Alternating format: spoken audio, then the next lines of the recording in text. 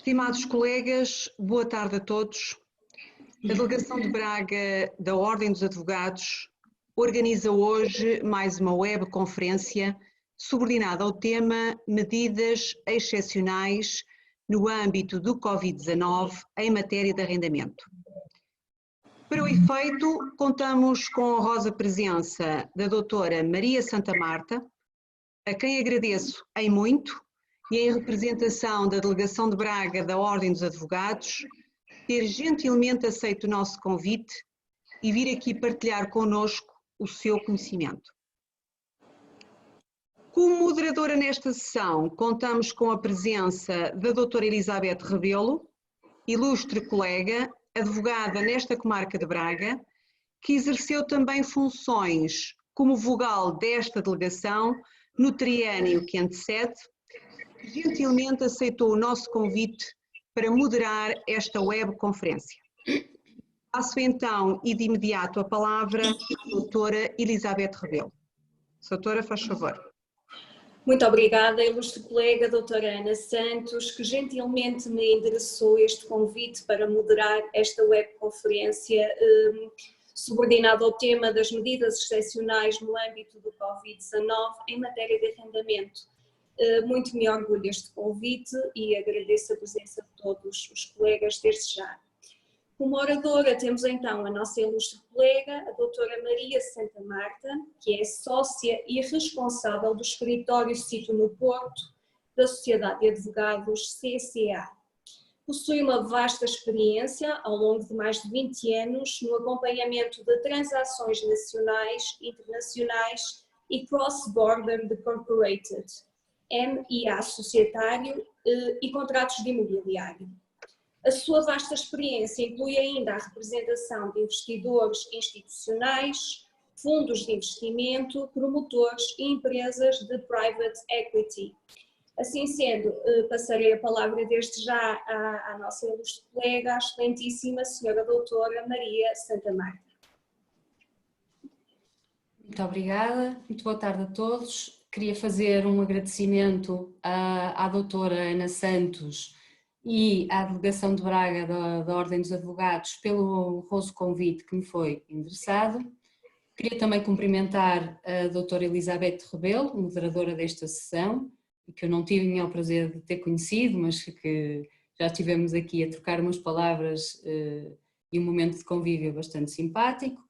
Um cumprimento também aos demais colegas, agradeço a participação portanto, a vossa disponibilidade para assistir a esta sessão.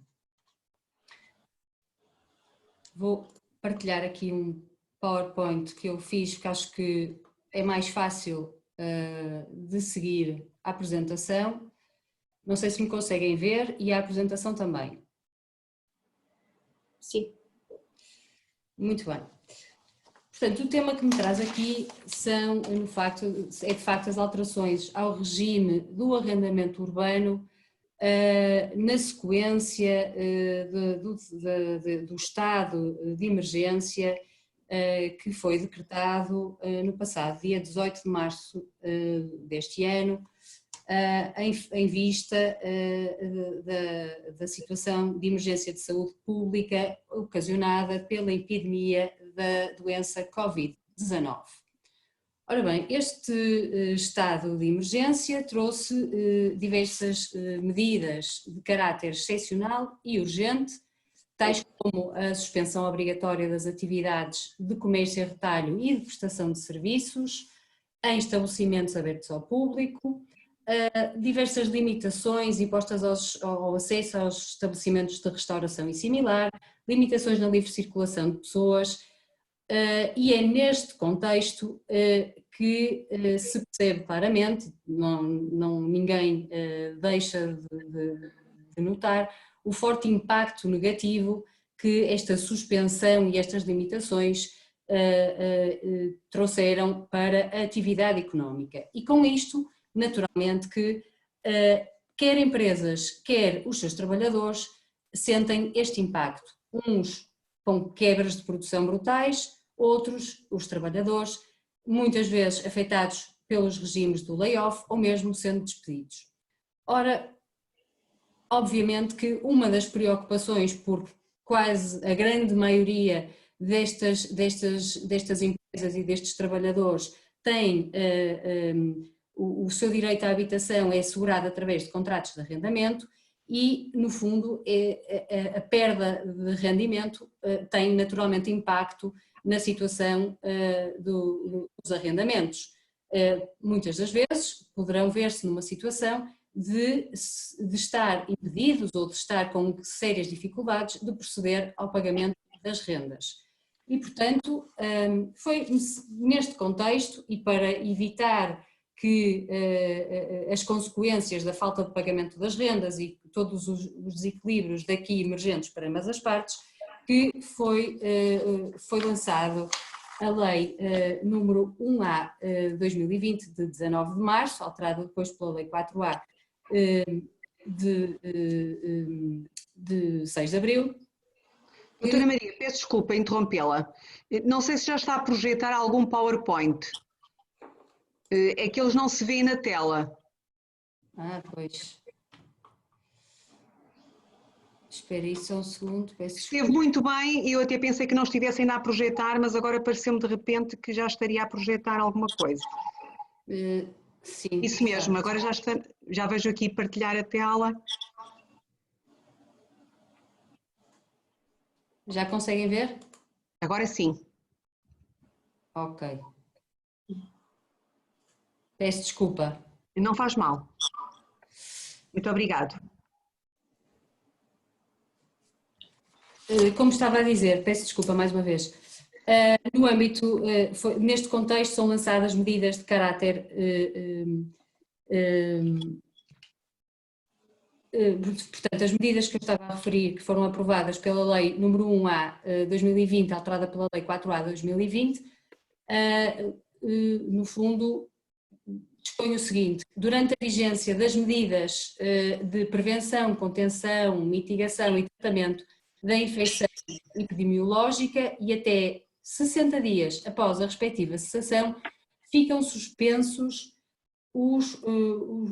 a produção de efeitos das denúncias efetuadas pelo senhorio nos contratos de arrendamento, quer habitacional, quer não habitacional, a caducidade dos contratos de arrendamento, quer habitacionais, quer não habitacionais, salvo se o arrendatário não se opuser à cessação, a produção de efeitos da revogação, oposição à renovação de contratos e efetuados pelo senhorio, e o despejo em qualquer dos casos de caducidade previstos no artigo 1051 do Código Civil, com exceção da caducidade por decurso do prazo ou por determinação da lei.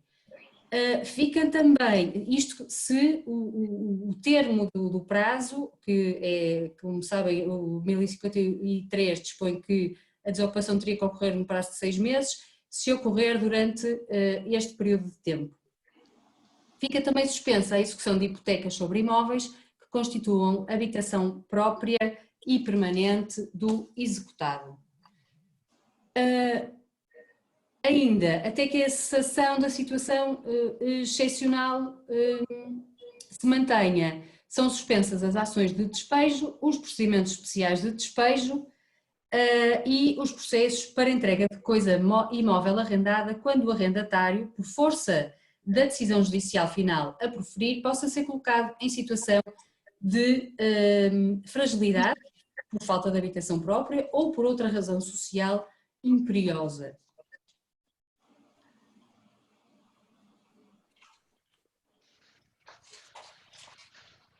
Ora, a lei número 4C de 2020, de 6 de abril, veio então lançar medidas, um regime excepcional para as situações de dificuldade de pagamento das rendas, e que é o chamado regime da moratória no pagamento das rendas, que mais não é do que um diferimento no pagamento das rendas. Este regime entrou em vigor, ou aplica-se, não é? Entrou em vigor a 19 de março, mas aplica-se às rendas que se vencerem a partir de 1 de abril de 2020 e durante o estado de emergência, portanto, enquanto se mantiver em vigor o estado de emergência e até ao final do mês subsequente. Significa isto que, estando no estado previsto o levantamento do estado de emergência no próximo dia 2 de maio, que este regime aplicar-se-á até a esta data e o pagamento das rendas fica suspenso até ao final do mês subsequente. Quem é que pode beneficiar deste regime? Ora bem, podem beneficiar quer arrendatários, quer senhorios, desde que preencham determinados requisitos. O arrendatário que cumulativamente tenha uma quebra superior a 20% dos rendimentos do respectivo agregado familiar, face aos rendimentos do mês anterior ou do período homólogo do ano anterior, e tenha uma taxa de esforço do agregado familiar superior a 35%, sendo que esta taxa de esforço corresponde à percentagem dos rendimentos do agregado familiar que se destina ao pagamento da renda. Duas notas a este respeito: o que é que se entende por agregado familiar? Isto veio ser clarificado pela Portaria 91/2020 de 14 de abril. O agregado familiar corresponde aos membros, à definição do código do IRS, e relativamente outra clarificação, parece que a Lei 4C parecia induzir em erro, mas esta questão do período homólogo do ano anterior veio a ser clarificada com a Portaria 91/2020, no sentido em que apenas poderá ser feita a prova da quebra de rendimentos relativamente ao período homólogo do ano anterior, no caso de a maioria dos membros do agregado familiar oferir rendimentos da categoria B. De modo, terá que ser feita a prova dos rendimentos com base no rendimento do mês anterior. Quanto ao senhorio, ora bem, o senhorio poderá beneficiar deste regime no caso de, cumulativamente, sofrer uma quebra superior a 20% dos rendimentos do agregado familiar face ao mês anterior ou ao período homólogo do ano anterior, e tenha uma quebra de rendimentos que seja provocada pela falta de pagamento das rendas pelo inquilino, mas apenas e só no âmbito deste regime excepcional. Como disse, a demonstração da quebra de rendimentos é efetuada nos termos da Portaria 91/2020, 14 de abril, relativamente à qual me referirei mais à frente. Ora bem, como é que funciona a moratória?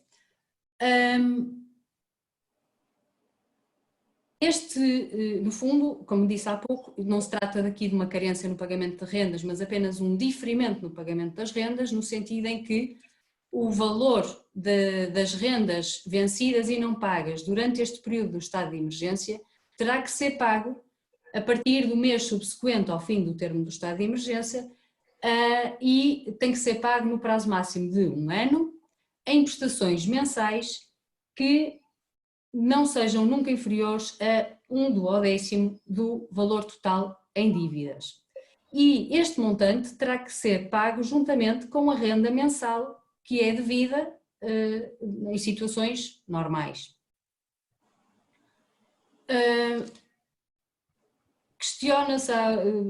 Pergunta-se muito se o senhorio poderia resolver o contrato por falta de pagamento da renda. Isto está devidamente clarificado também na Lei 4C, e que é claro no sentido de dizer que o senhorio não pode, só tem direito à resolução do contrato de arrendamento por falta de pagamento das rendas vencidas neste período em que vigora o estado de emergência no primeiro mês subsequente, se o arrendatário não efetuar o respectivo pagamento de forma parcelar e no prazo de um ano, como que referi acima.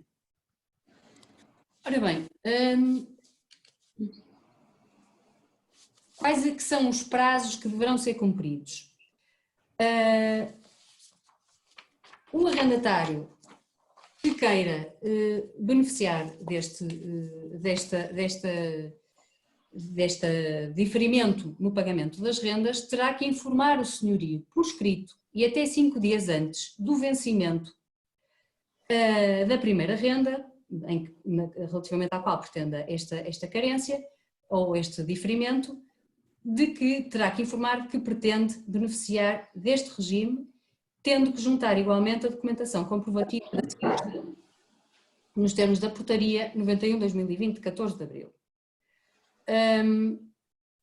A Lei 4C aprovava uma disposição que eu diria que é transitória, no fundo, para as rendas que se vencessem no dia 1 de abril, porque a lei foi aprovada ou entrou em vigor a 19 de março e, portanto, relativamente às rendas que se vencessem no dia 1 de abril, esta notificação podia ser feita até 20 dias após a data de entrada em vigor da lei, ou seja, até 27 de abril, portanto, até ao dia de ontem. Portanto, quem quiser beneficiar desta medida, eu diria que já não faz sentido relativamente à renda de abril.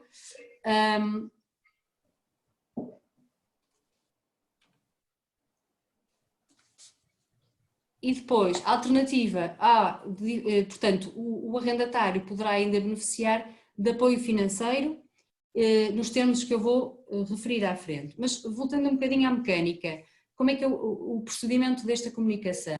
O arrendatário que pretenda beneficiar deste regime terá forçosa, o arrendatário habitacional, saliento, terá que comunicar ao senhorio a sua intenção de lançar mão deste mecanismo e terá que informar se pretende recorrer ao diferimento do pagamento das rendas ou se pretende recorrer ao apoio financeiro junto do Instituto da Habitação e da Reabilitação Urbana. E devemos juntar naturalmente os comprovativos. Relativamente ao apoio financeiro, portanto, trata-se de um empréstimo sem juros, que é concedido pelo Instituto da Habitação e Reabilitação Urbana, trata-se de um verdadeiro mútuo, sujeito a imposto de selo, nos termos da tabela geral do imposto de selo, tem, no fundo, quais é que são os montantes que podem ser financiados. Se o empréstimo for pedido pelo arrendatário, este montante corresponde à diferença entre a renda mensal que for devida e o valor que resultar da aplicação ao rendimento agregado familiar do inquilino daquela taxa de esforço máxima de 35%. Se o empréstimo for solicitado pelo senhorio, o valor a financiar corresponde ao valor da renda mensal vencida e não paga. No fundo, é a dívida, não é? Total. Desde que, obviamente, sejam elegíveis para pedir o empréstimo. Que é esta parte que eu vou referir a seguir. Portanto, quem é que pode pedir o empréstimo? Mais uma vez, a Lei 4C não era clara a este respeito e a portaria veio, no fundo, clarificar um pouco quem é que poderia ter legitimidade para contrair o financiamento junto do IRU. Quem pode pedir são, portanto, os arrendatários habitacionais que tenham, cujo locado seja a sua residência permanente que tem que corresponder à morada fiscal e que tenham uma quebra superior a 20% dos rendimentos do seu agregado familiar e quando parte percentual do total destes rendimentos do agregado familiar que seja destinado ao pagamento da renda seja superior a 35%. Para além deste, podem ser elegíveis também os estudantes que tenham um contrato de arrendamento habitacional a mais de 50 km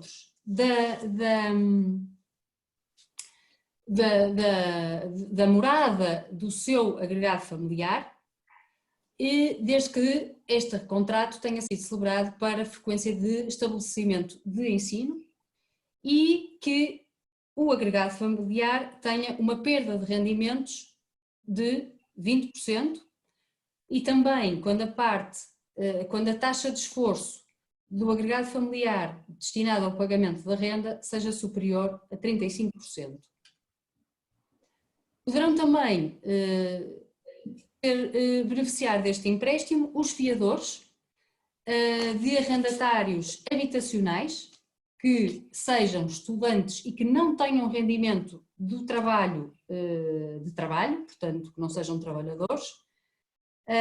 Caso contrário, no fundo enquadra-se na situação dos arrendatários para fins habitacionais, e fiadores esses que tenham uma quebra superior a 20% dos rendimentos do seu agregado familiar, sendo que parte percentual do total destes rendimentos mensais do agregado familiar do fiador seja destinada ao pagamento da renda mensal da habitação do estudante. Podem também recorrer ao financiamento os senhorios. Neste caso, têm que preencher também uma série de requisitos, portanto, no fundo é senhorios com quebra superior a 20% no rendimento mensal dos membros do seu agregado familiar, que essa quebra decorra da falta de pagamento das rendas pelos arrendatários ao abrigo deste regime excepcional da Lei 4C/2020 e ainda que o rendimento disponível restante do agregado deixa abaixo do valor do indexante dos apoios sociais, portanto do vulgo IAS, que neste momento se fixa em 438,81 €. Estes empréstimos do IRU não são aplicáveis a arrendatários cuja quebra de rendimentos determine a redução da renda por eles devida nos termos estabelecidos nos regimes de especiais de arrendamento ou de renda, como o arrendamento apoiado, a renda apoiada e a renda social.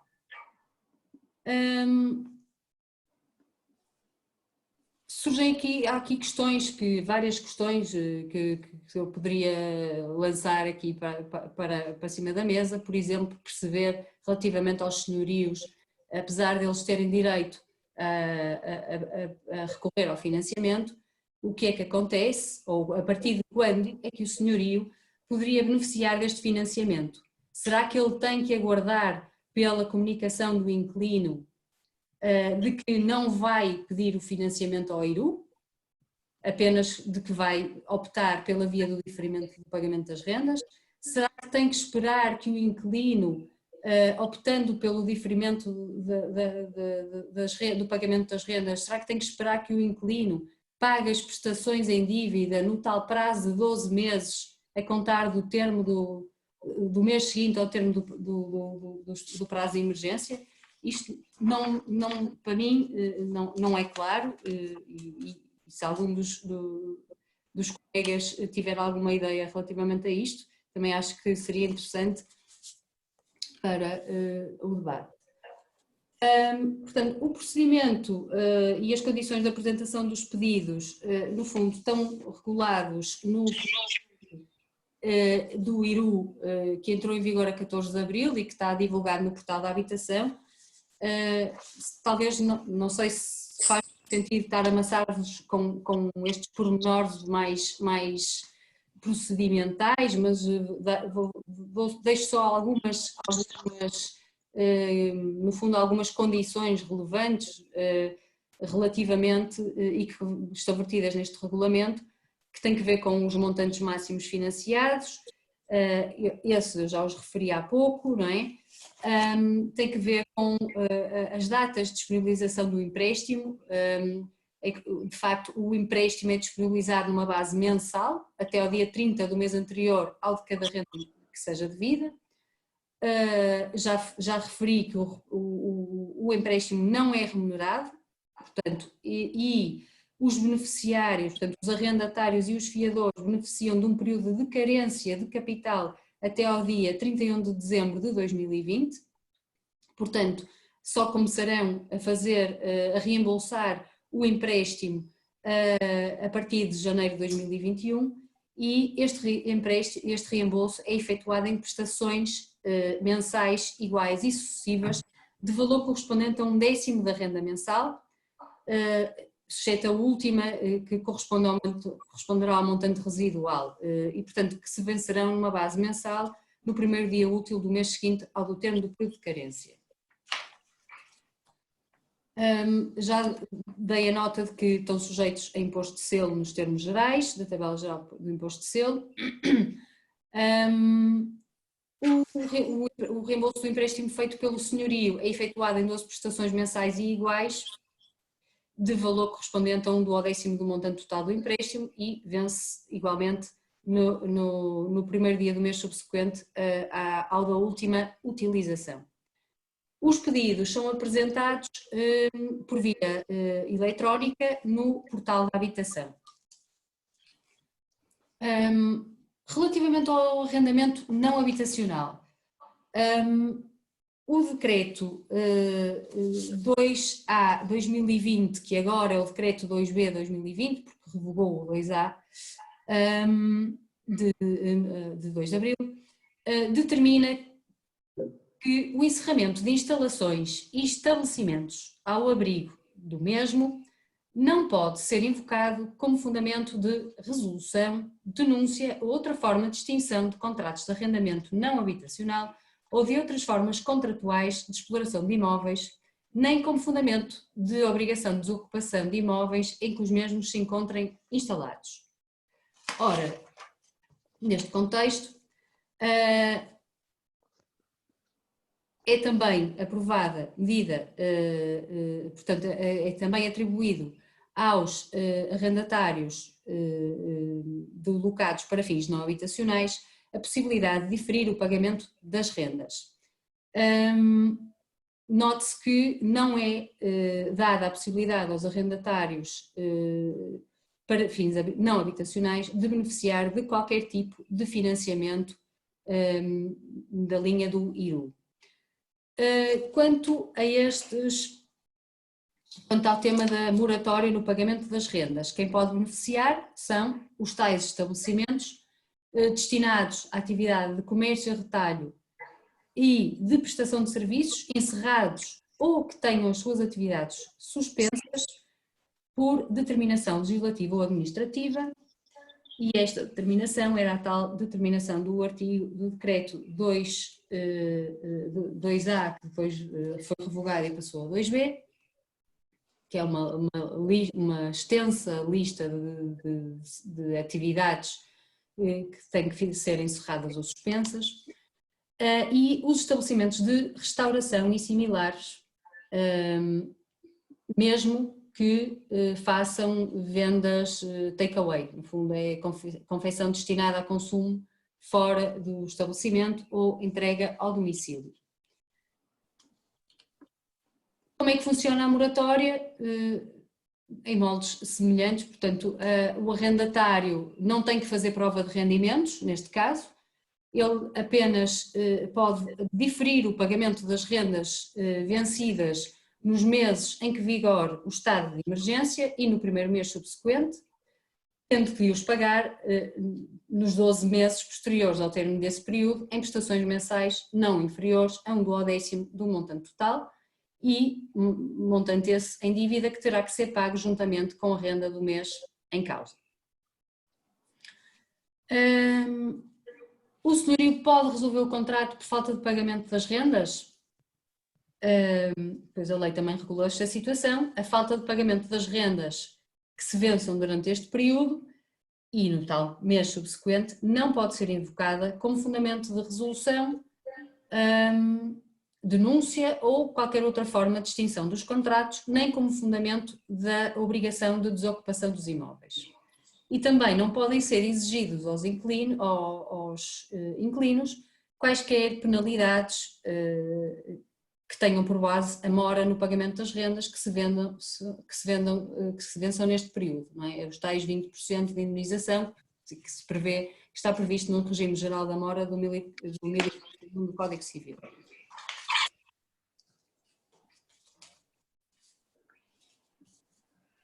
Ora bem, questiona-se, não é bem assim, porque na verdade isto também está regulado na lei, se este regime da moratória se aplica a outras formas contratuais.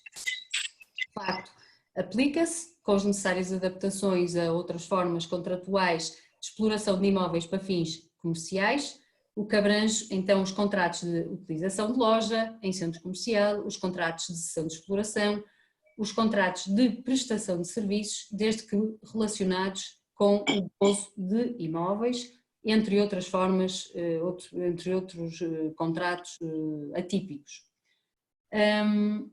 Como disse há pouco, não foi previsto qualquer apoio financeiro para estes contratos de arrendamento para fins não habitacionais.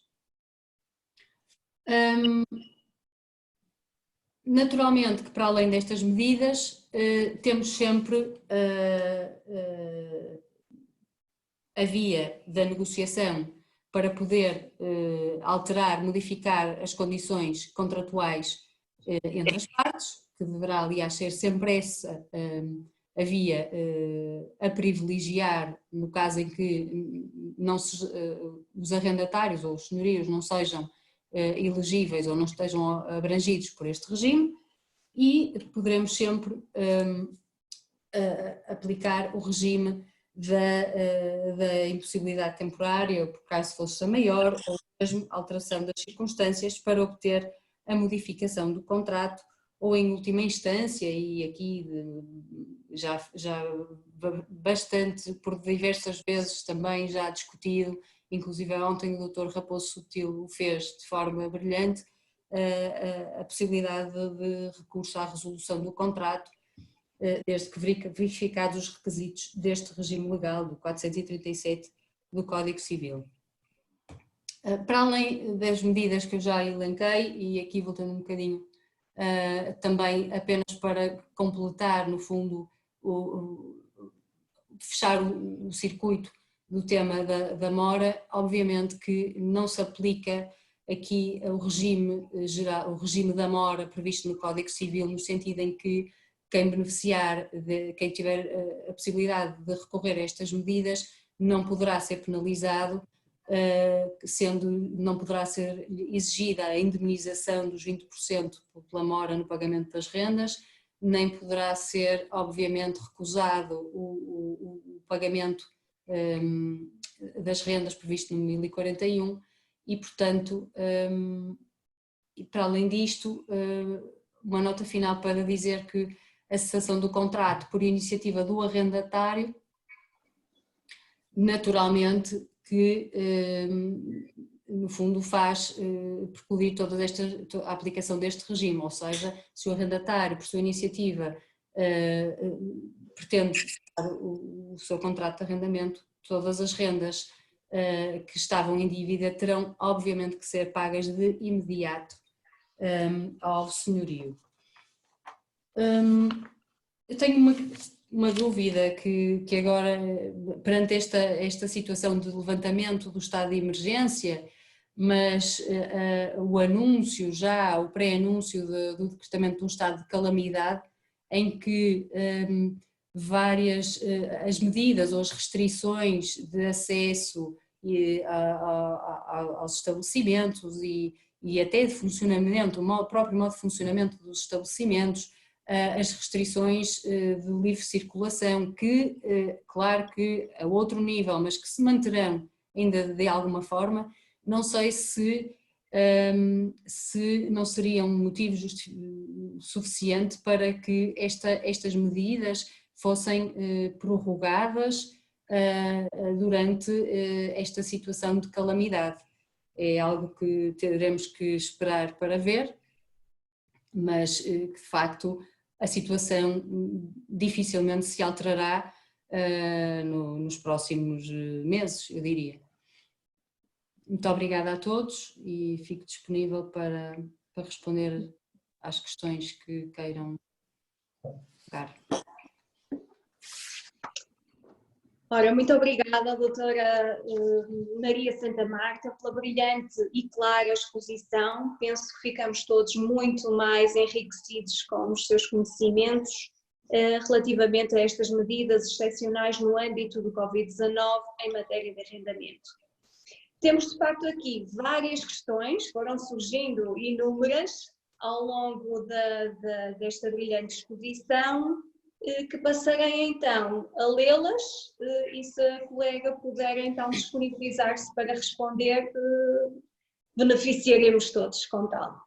Claro que sim. Ora, começarei então com uma questão do Dr. Manuel Cardoso, que nos diz assim: imaginemos, colega, que a falta de pagamento da renda é anterior ao decretamento do estado de emergência e se prolonga para além dele, pode ou não ser despejado?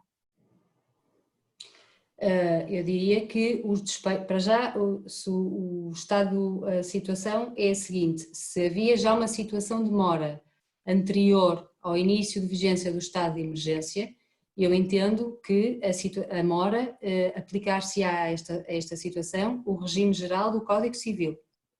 Questão diversa é saber se os requisitos para a resolução do contrato e o subsequente despejo estão verificados, ou seja, se estamos numa situação de demora superior a 3 meses no pagamento da renda e que situação é essa que já era anterior do início do decretamento do estado de emergência ou não. Muito bem.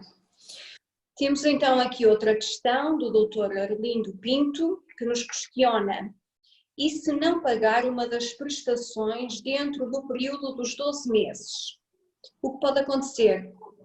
Vencem-se todas as prestações ou o arrendatário tem o espaço dos 12 meses para pagar a dívida? Eu acho que a lei é clara no sentido em que diz que o mínimo da prestação é 1/12 do valor em dívida. Portanto, terá sempre que ser feito um pagamento mínimo de 1/12, 1/10. 1/10. Muito bem. Tenho então aqui outra questão do Dr. João Cunha Pinto, que nos diz também o seguinte: imaginemos que a produção de efeitos da não renovação de um contrato a prazo corria a 30 de abril. Dada a suspensão do prazo reportada à data da vigência do estado de emergência e nos 60 dias previstos no artigo 8º do Decreto-Lei 4C, como contamos o prazo para a produção de efeitos da não renovação e consequente entrega do arrendado pelo inquilino? Ora bem, eu entendo que aqui estamos a falar apenas e só da suspensão da produção de efeitos. Eu entendo que o contrato não se renova pelo simples facto de, em virtude do decretamento de estado de emergência e de esta Lei 4C dispor que todas as denúncias, as oposições às renovações, os despejos estão suspensos. Entendo que isto não faz, não legitima a renovação do contrato, não opera a renovação do contrato de modo algum. Simplesmente o prazo, se a produção de efeitos iria ocorrer a 30 de abril, o que vai acontecer é que a partir da data em que eu referi há pouco, do fim das medidas excepcionais, os efeitos operam. Exato.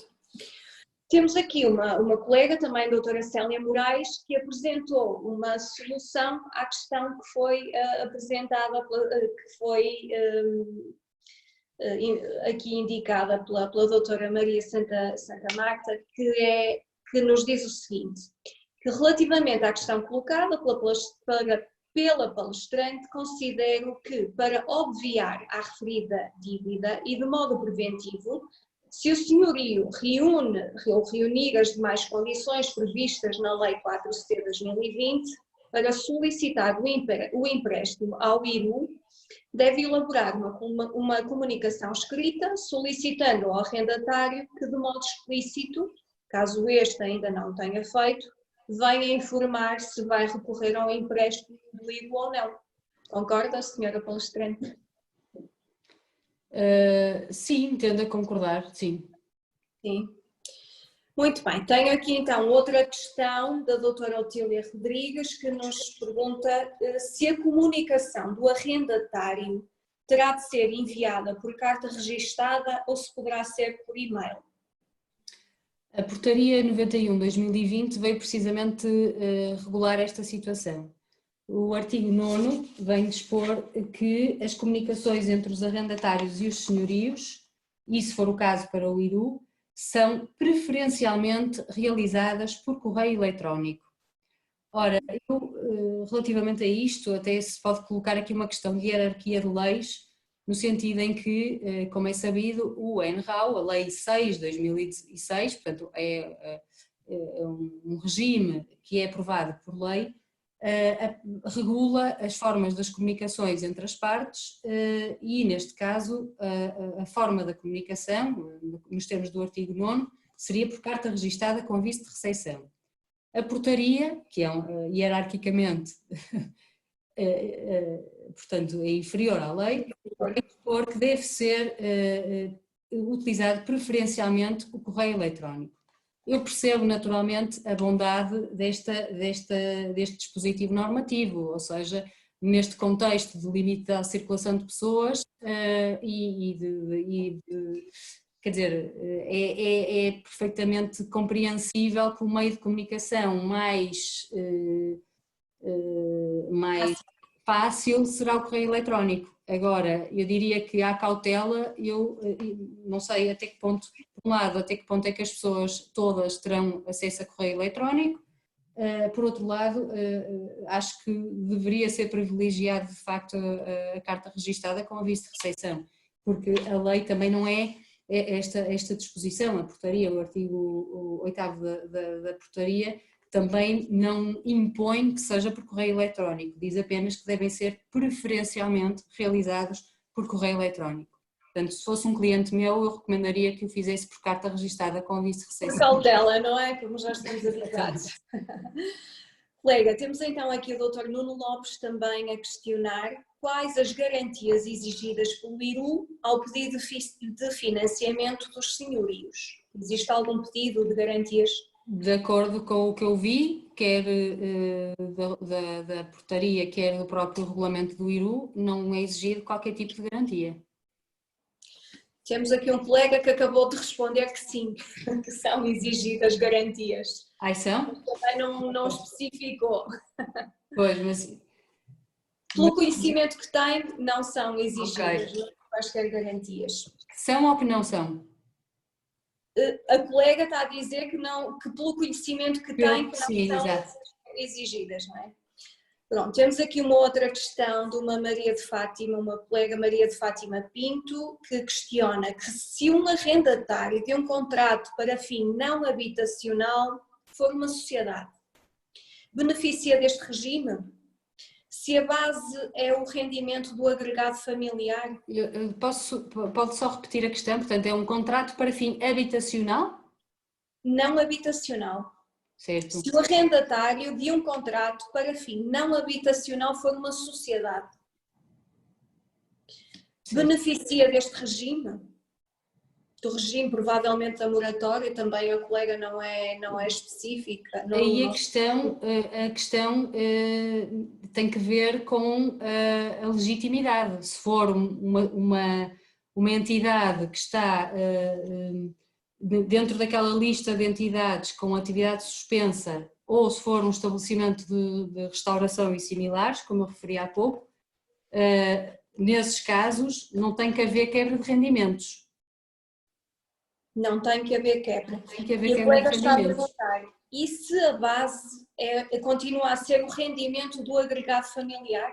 Não tem que ser feita a prova de quebra de rendimentos, isso não é um requisito. O requisito para ser elegível para efeitos desta medida é precisamente ser um estabelecimento destinado à atividade de comércio e retalho e de prestação de serviços encerrados ou que tenham as respectivas atividades suspensas por determinação legislativa ou administrativa, e aí remete-nos para o decreto, que é aquela lista daquelas entidades que constam do decreto antigo 2A, que foi agora o 2B, e os estabelecimentos de restauração e similares.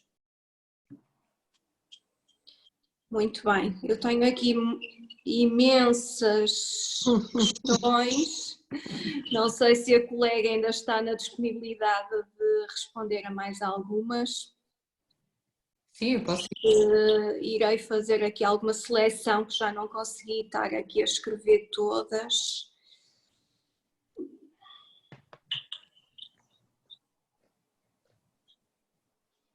Só um momento. Pergunta-nos aqui a doutora Catarina Pinto, que pretendia saber o que se entende por estabelecimentos similares à restauração, artigo 7º da linha B da Lei 4C20. Estabelecimentos de restauração e similares, eu diria que poderão ser enquadrados, deixe-me só já agora recuperar, porque eu também... Eu diria que são snack bars, bares, estão excluídos expressamente cantinas, como é sabido, posso ir só recuperar o texto. Portanto, exato, remete para o decreto 2A, portanto são os estabelecimentos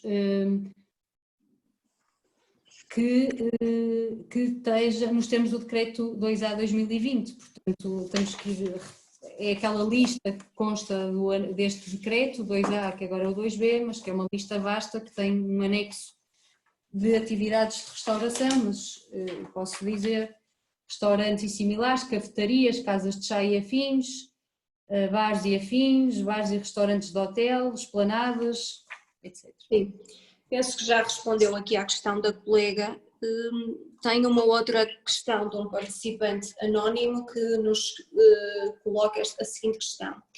O inquilino que exerce a atividade de oculista num imóvel, se por sua iniciativa resolver encerrar o estabelecimento, apesar de ser uma atividade não abrangida pela suspensão de atividade, pode beneficiar na mesma do pagamento das rendas? Do diferimento, não é? Sim. Deixe-me só, um oculista se enquadra nos estabelecimentos de comércio, pois eu diria que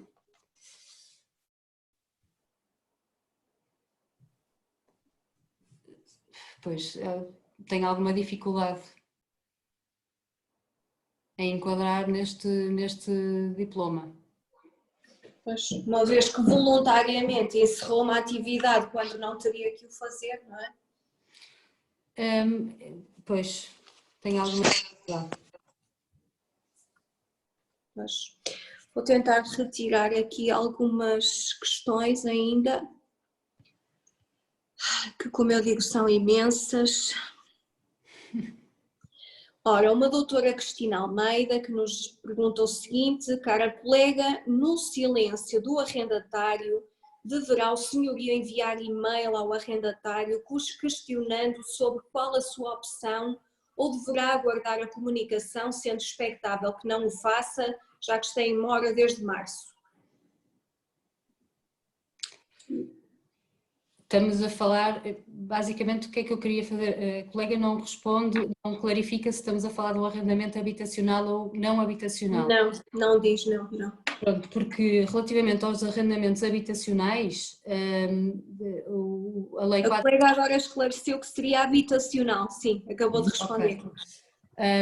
A questão é a seguinte, de acordo com o regime da lei 4C 2020, o arrendatário terá que comunicar efetivamente, o arrendatário no arrendamento habitacional, e gostava de sublinhar isto, terá que comunicar a sua intenção de beneficiar deste regime até 5 dias antes do vencimento da renda subsequente, que será a renda em causa. Não o fazendo, eu diria que se aplicariam as regras gerais de 1041 do Código Civil, o regime da mora. Dir-me-á, o senhorio pode fazer a comunicação e a indemnização, eventualmente.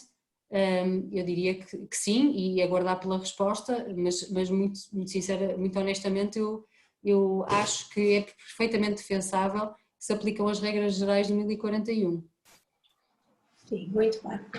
Temos então aqui também mais uma colega da doutora Catarina Pinto Gomes, que nos questiona que no âmbito de um arrendamento não habitacional, tem de haver comunicação do arrendatário ao senhorio de que se pretende beneficiar da mora? Ou da moratória? Pronto, esta no fundo é um pouco aquilo que eu estava a referir há pouco, é um bocadinho o mesmo tema. A verdade é que a Lei 4C/2020 não faz qualquer referência à obrigação de fazer a comunicação no que se refere a contratos de arrendamento não habitacional. Naturalmente que é altamente recomendável que o arrendatário comunique ao senhorio essa sua intenção, mas não é de facto obrigatório que o faça. No limite o que poderá acontecer é o arrendatário não comunica e não paga e o senhorio vem interpelá-lo e ele, no fundo, em resposta dirá que pretende beneficiar deste regime e eu acho que é aceitável. Muito bem, agora para terminar temos aqui uma questão da doutora Joélia Bordeaux, penso que é assim, ou Bordeaux, que nos diz: boa tarde, ilustre colega, no caso do alojamento local, pode-se aplicar a referida lei e como fazer a prova do encerramento das atividades?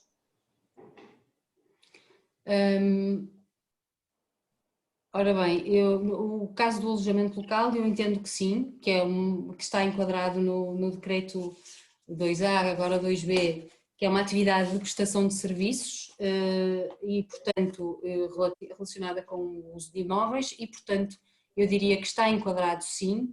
A prova da perda de rendimentos tem que ser efetuada,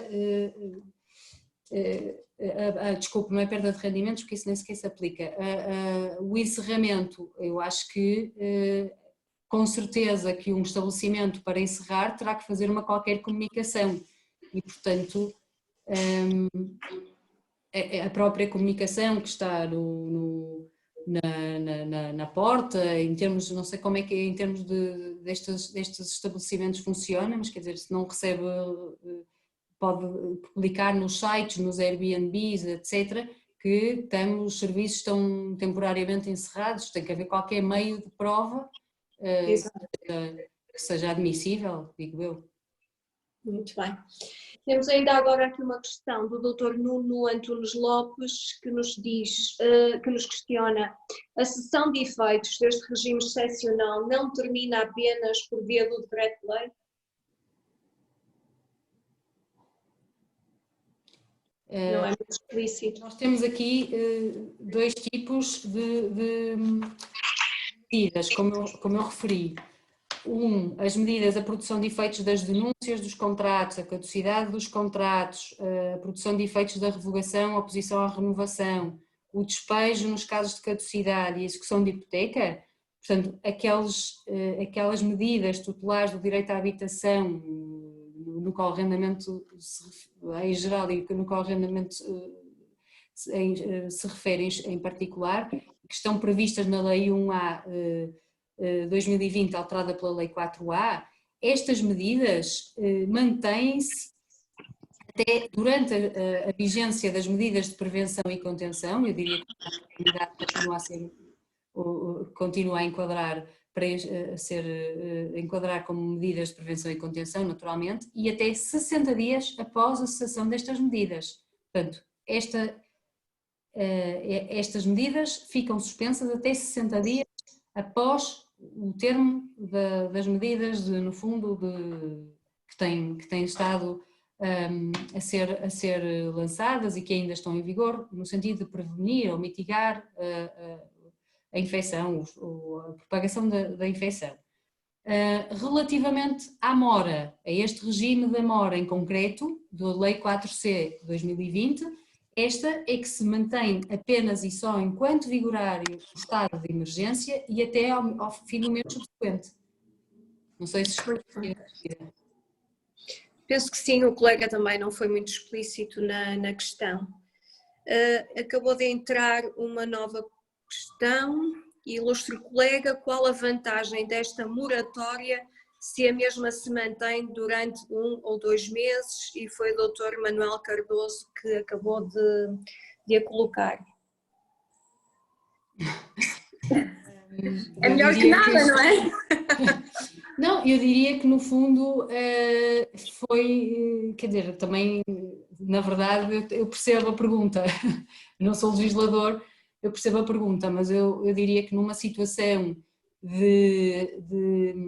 no fundo, de primeiro impacto, em que esta epidemia apareceu sem sem ser minimamente expectável, sem que nem empresas, nem privados estivessem preparados para esta situação, que tivessem um bocadinho de margem para poder respirar, recentrar-se e tentar reorganizar as suas vidas e as suas próprias atividades. E, na verdade, isto conjugado com outras medidas faz algum sentido. Por exemplo, na perspectiva das empresas, eu diria que a quebra da faturação e só a moratória, de facto, se calhar poderia ser pouco, mas isto conjugado com a possibilidade de recurso ao layoff, no fundo, conjugado com as linhas de financiamento às diversas atividades, quer dizer, tudo isto no fundo, tudo isto dá um bocadinho de margem para as pessoas e as empresas se poderem reorganizar, não é? No imediato não têm, se calhar, os rendimentos para poder fazer o pagamento das rendas, entretanto podem recorrer a eventuais linhas de apoio, podem recorrer ao layoff em que não pagam as contribuições para a segurança social, etc., e pagam menos salário aos trabalhadores. Tudo isto já permite, no fundo, uma reorganização das vidas, quer das empresas, quer das famílias, no fundo é isto. O colega veio aqui esclarecer a questão, mesmo agora, e diz que a minha questão visava esclarecer se o regime de exceção não termina apenas por via legislativa. Os prazos estão aqui identificados. O regime das medidas aprovadas no decreto, na Lei 4C/2020, é expresso dizendo que é enquanto vigorar o estado de emergência e até 30, ao fim do mês subsequente. Ora, se o estado de emergência é levantado no dia 2 de maio, eu diria que a partir do momento em que ele é levantado, temos aqui o decurso do prazo de um mês para que o regime finde. Exatamente. Penso que não temos mais questões. O Dr. Nuno agradece agora o esclarecimento da colega. Doutora Ana Santos, passou-me alguma questão que tenha... Está tudo muito bem, doutora Elizabeth, está tudo muito bem observado. Muito obrigado. Muito obrigada. Da minha parte, agradeço aqui a excelente exposição da nossa ilustre colega, que muito nos enriqueceu com o seu contributo acerca da matéria. Muito obrigada a todos. Obrigada eu. E se precisarem de esclarecer alguma dúvida, se eu conseguir ajudar, façam o favor podem enviar um e-mail ou contactar-me. A doutora Ana Santos tem os meus contactos e também estão no fim da apresentação. Disponha. Obrigada a todos. Chegamos então ao final desta sessão. Renovo, em representação da Delegação de Braga da Ordem dos Advogados, um especial agradecimento à doutora Maria Santa Marta pela excelência desta conferência e também um agradecimento particular à doutora Elizabeth Rebelo pela excelente moderação.